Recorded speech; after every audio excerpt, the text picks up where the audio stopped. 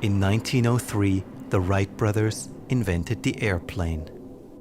It was hard to imagine then that today there would be over 500,000 people traveling in the air at any point in time. In 2008, Satoshi Nakamoto invented Bitcoin and the blockchain. For the first time in history, his invention made it possible to send money around the globe without banks, governments, or any other intermediaries. Satoshi is a mystery character, and just like the Wright brothers, he solved an unsolvable problem. Whenever this happens, it inspires incredible innovation. The concept of the blockchain isn't very intuitive, but still many people believe it's a game changer. Despite its mysterious beginnings, the blockchain may be the airplane of our time.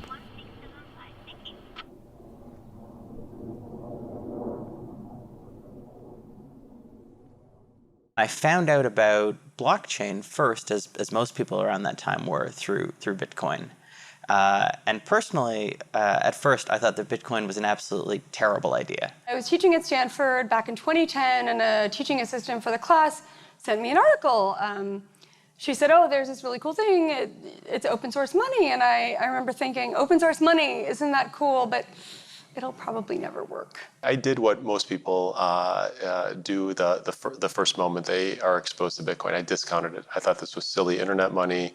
You could mine it. It's like a golden goose. It took me about a year to really re-explore the technology. And so by 2012, I did what I tell most people to do today, is turn off your phone, lock your door, and study this technology for a day. It's the best advice I could give. I was on a sabbatical from work and decided I'd take a year off, live off some savings, figure out what I want to do. It was there that I discovered this little orange icon with a bee in the middle. I said, what is this strange thing? So I started looking, okay, Bitcoin, interesting. That was about 2012, 2013. And I haven't left the space since. I've just continued further and further down the blockchain rabbit hole, if you will. And I've been pleasantly surprised and had no reason to crawl my way back out and find another technology. There's a point at which it's almost like you can't stop. It just gets so interesting, and you're so fascinated by it, and you just want to learn more and more and more. And even, by the way, to this day, it's almost, there are new developments. There are new ways of solving problems, new approaches, and it's very exciting to be in this world. It feels really exciting to be involved in blockchain. Feels like we're at the forefront of something that has at least the potential to transform our interactions between each other, between corporations, the underlying infrastructure of both the private sector, but also of government. For me, part of the fascination is that we don't yet know exactly what this thing is, and yet there was still lots of people gathering around it. I thought of it as like, a space rock that crashed on Earth, right? You'd have a bunch of people that gather around, and they're all pointing, what is this thing? And you don't really know what it is, but it's still very interesting.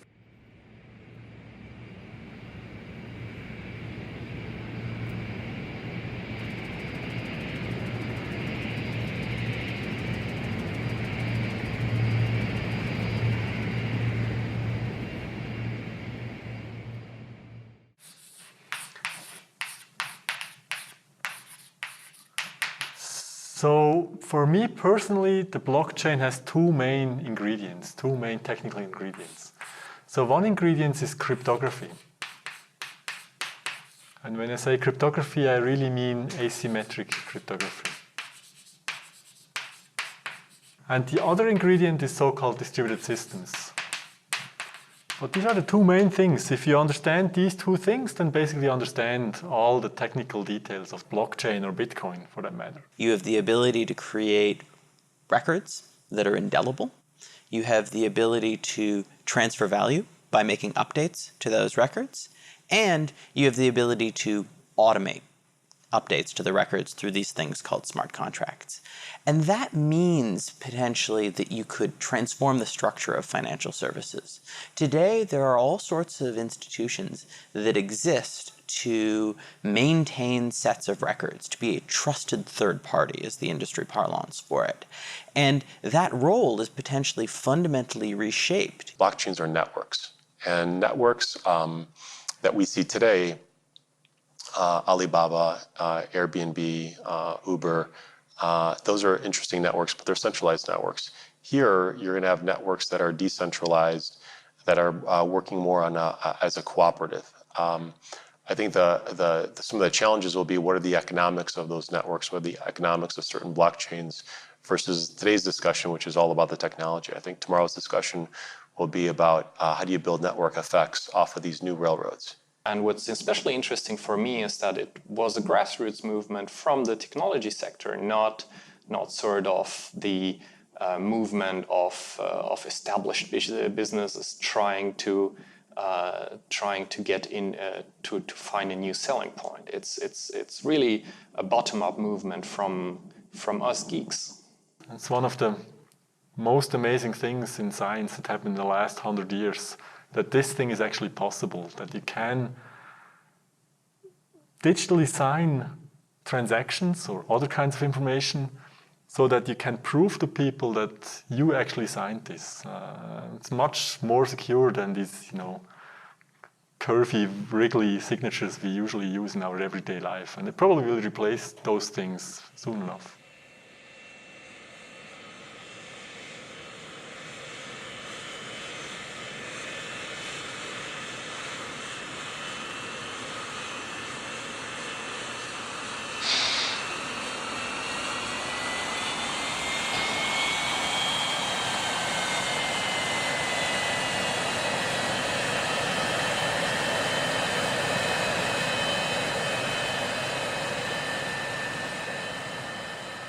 We spent 2 years trying to understand this space and what it really meant, and we found out that it meant a lot more than just another digital currency.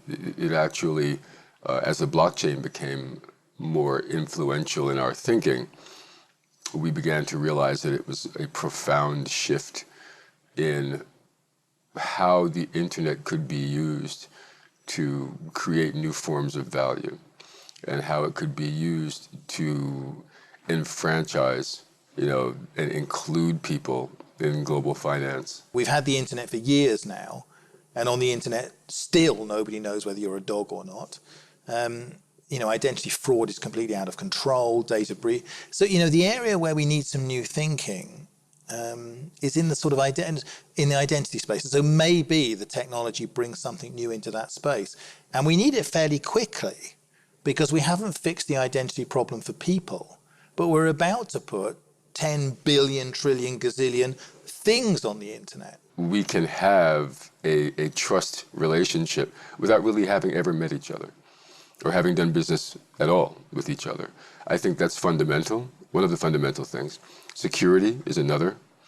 Blockchains are military-grade cryptology, and they've never been cracked. It isn't, when you hear about hackers, stealing Bitcoin or whatever, they're not stealing from the blockchain itself. They are stealing at the point of entry, at the wallet level or at the browser level, and they intercept those messages. But the blockchain itself is very secure. The Internet of Things will probably be the best test case for a lot of blockchain technology. Because if we're going to have millions or billions or trillions of internet-enabled devices doing everything from driving us around to managing our affairs to monitoring our health, they're going to need a way to move and store and manage value and data that has value in a way that's secure and private. And right now we don't have that. And I'm concerned about the ubiquity of data and how it flows in and through internet-connected devices. I think with a value platform like blockchain, we can at least address some of these problems and maybe even create new opportunities.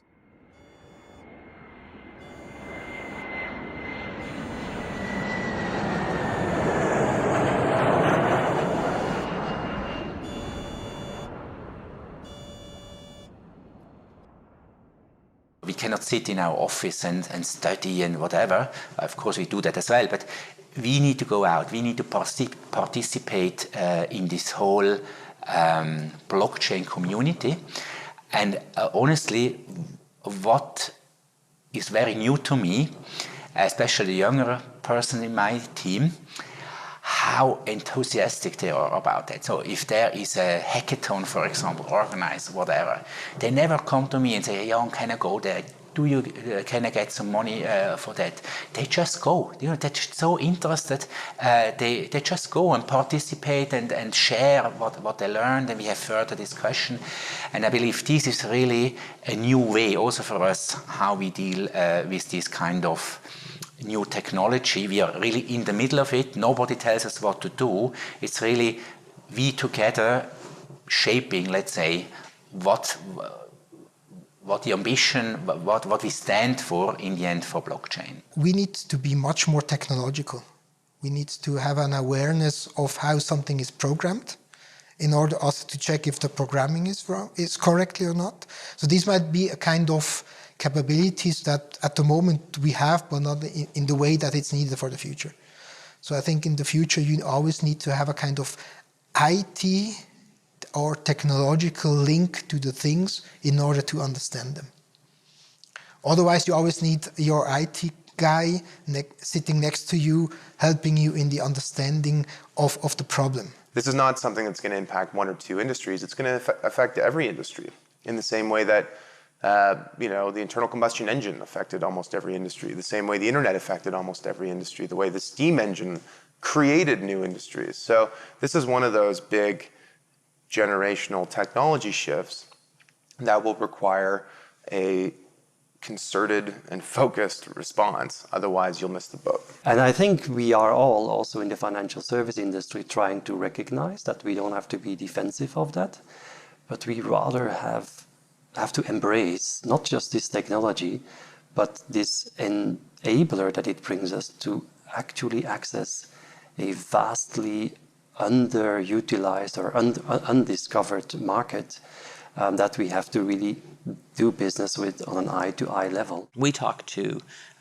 all sorts of senior executives in financial services, and often we talk to them and they'd say, well, we've looked at Bitcoin, we've had smart people come in and explain to us how the blockchain works, but I still just really don't understand what it means for my business.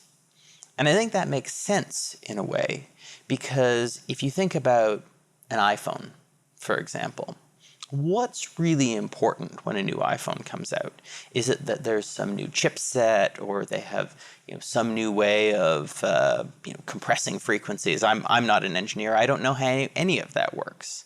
What matters to people is what they can do with the technology. Of course, success is in no way guaranteed. One day we may look back on this and say, oh, wasn't that great? But if you ask me, I think there's undoubtedly a huge amount of progress that has already been made, and there's something here. I find it hard to believe that I'm going to look back in 10 or 20 years and say, oh, none of this ended up happening, because we're really seeing a new way of transacting value on the internet.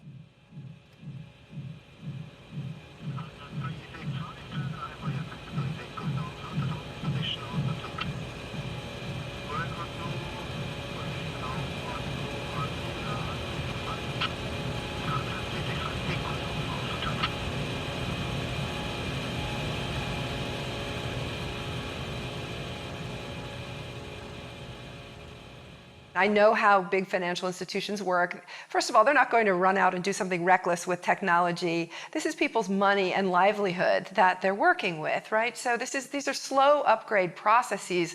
These systems, once they get implemented, will run in parallel with the old systems for a while before you have a switch over to the new one. That's standard in technology upgrades. So I knew this was going to take time.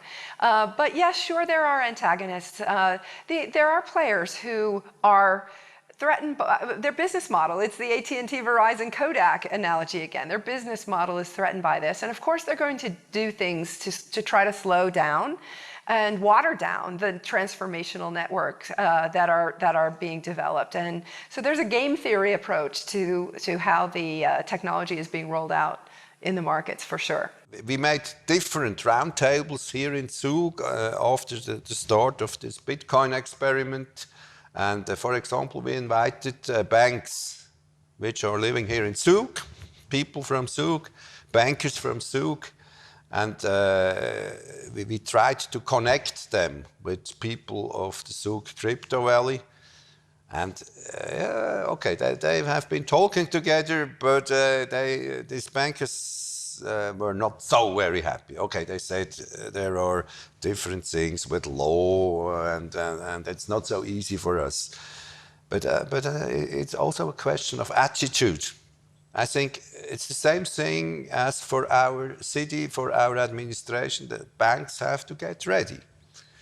And I know that in a way they are defensive, but on the other hand, they have, in research, they have made teams which face these questions.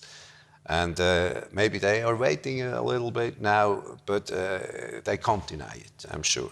I think there's going to be a lot of disruption, a lot of revolution with respect to blockchain-based technologies.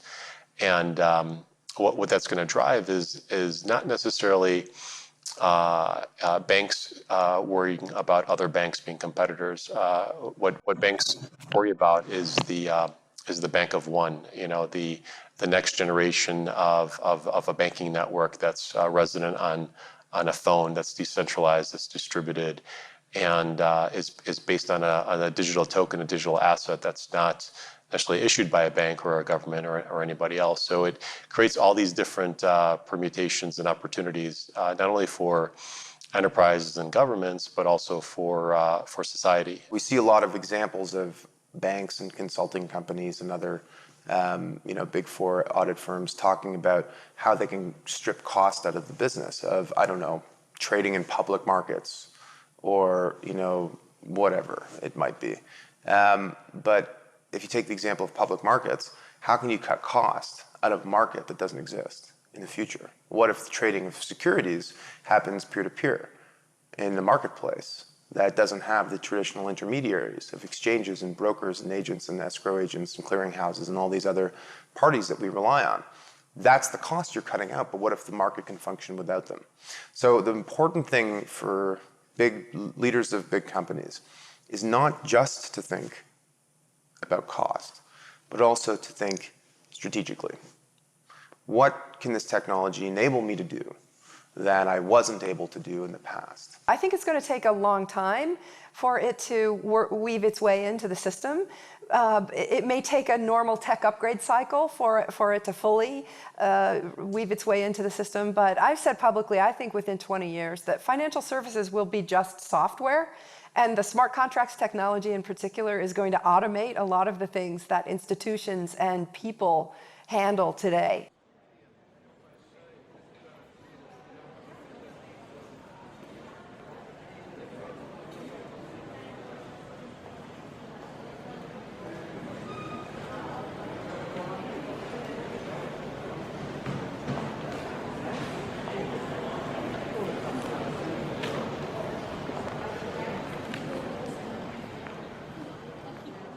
.74% of the world's population, according to the World Bank, does not have access to basic financial services. In my home country, in the United States of America, which is one of the most wealthiest countries in the world, about 50% of the population does not have access to basic financial services, including bank accounts. There's a huge amount of people around the world that don't get to experience and be a part of the global economy because they don't have access to the financial system for a variety of reasons. I do think this technology will lift a lot of people out of poverty, but will also be an inclusive technology that allows more people to engage in global commerce. I don't like to think that we're creating so much prosperity for the less than 1%.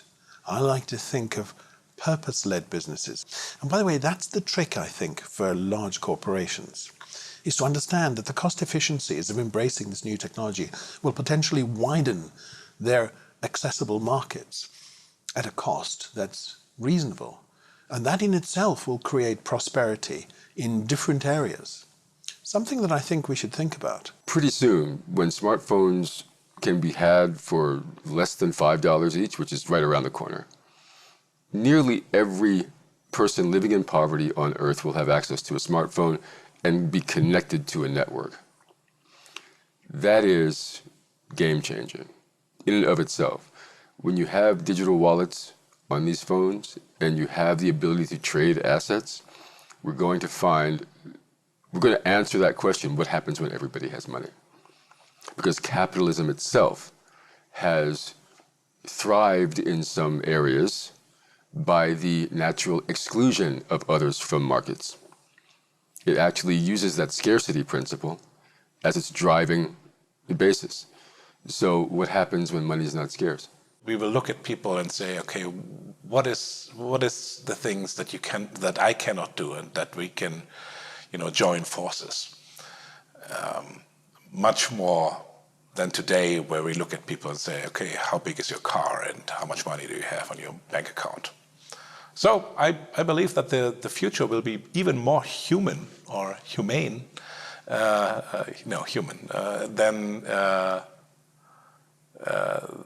the last 100 years that we've seen.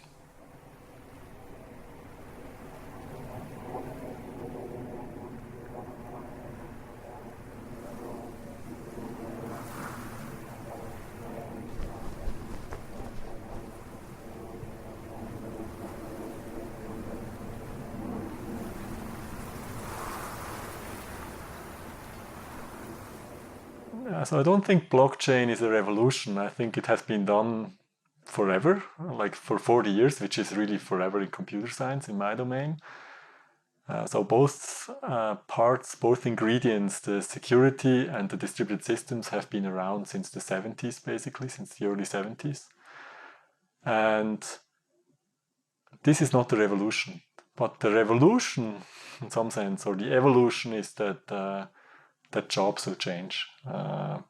That's something I believe in, that jobs will be, digitized in some sense. Computers will do a lot of the manual labor that we still see in this kind of service domains today. It's called the fourth technological revolution, and I think we are at the beginning of such a revolution just now, and that's why we don't close the eyes.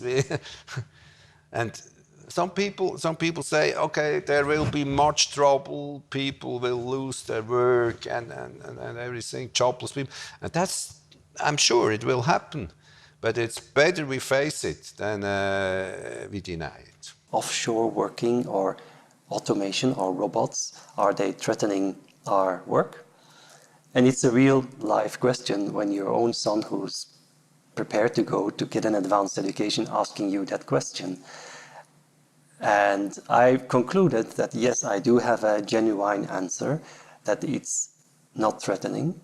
It is forcing us to think a little bit different, but if we do it smarter, we actually give also the next generation a great new opportunity to actually reinvent why they get up every morning and why they go to work, and make sure they really make best use of the degree they studied for and the things they really want to do in life. I want to make the world better, just better.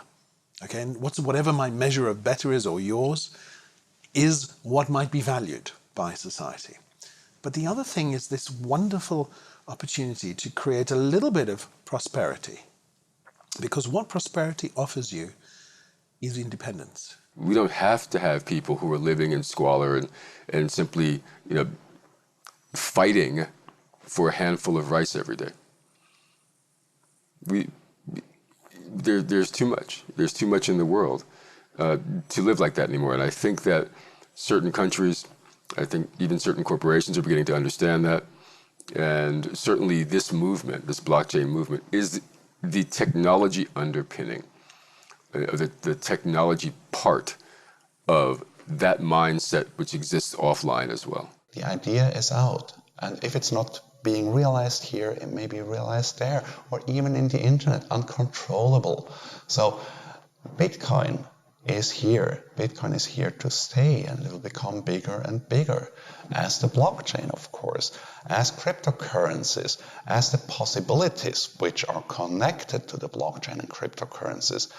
That's out of the box, and the whole system does not need any government. It exists, it works. It's like a computer network surrounding the world. And you can say, okay, we don't want to be part of it. So be it. It's here, and it won't go away.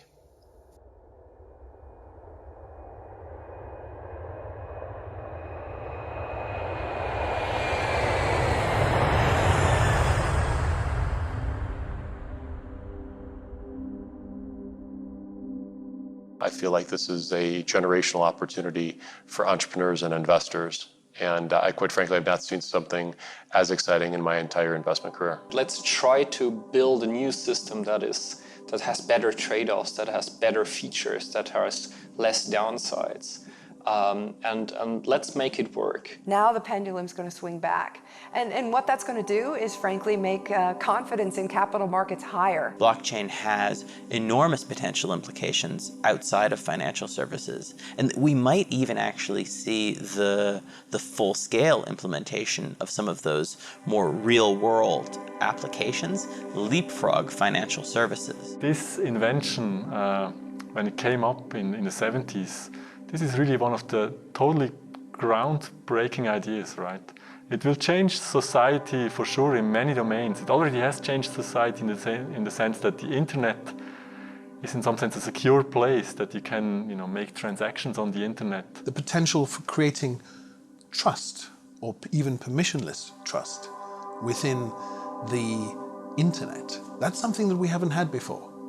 And so its impact on society, on business, on government, could be profound. Blockchain is, to be fair, nearly 10 years old. But I think it's got another 10 years to run before we really see what its long-term impact is. I think it's going to be a long, much more steady journey that we go down, and you're going to see multiple technologies inspired by this thing. Blockchain technology is not the solution to all the problems under the sun.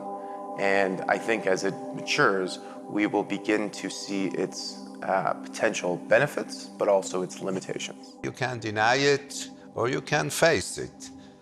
And we always said we have to face it because these things are coming up if we want or not. I've really seen very long-standing partners when they saw the whole opportunity really to change, to say, hey, I don't understand everything, but I understand there is something behind, so we need really to go forward. That's really great. People often say that necessity is the mother of invention, but I like to say that necessity is also the mother of adoption.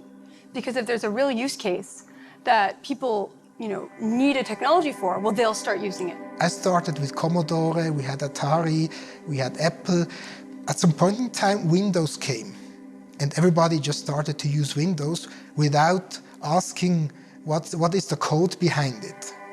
What is the code behind moving the mouse? We have a whole lot of possibilities. Everything will change. It's like, in my opinion, the possibilities are endless, and it reminds me a little bit of the situation as if we all of a sudden have two huge inventions or three inventions in one moment. We actually are living a very interesting window of opportunity, and I'm surely very, very excited to fully embrace that. And even one little step can be a great step for mankind. And I think that we are exiting the industrial age and that we are entering an age that we still have to name. Where that will take us, I think, is very hard to tell at this point, but my suspicion is it means a sort of resurgence of the notion of community. It absolutely feels like a whole new paradigm for changing the world. Yeah, we're at a crossroads.